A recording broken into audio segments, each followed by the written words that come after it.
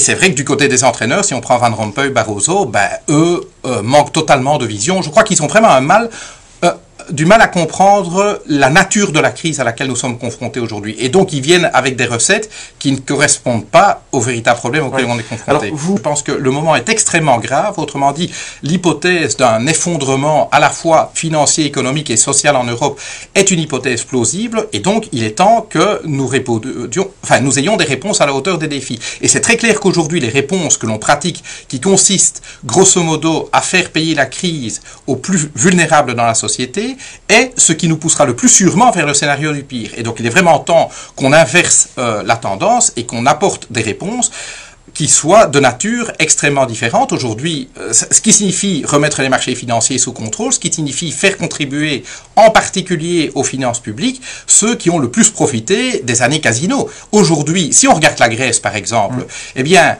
ni les plus riches Grecs ne contribue à la solution de la crise. Je rappelle qu'il y a 200 milliards d'avoirs grecs dans les banques suisses, 200 milliards, et vous imaginez bien que s'ils sont là, c'est que les impôts n'ont pas été payés.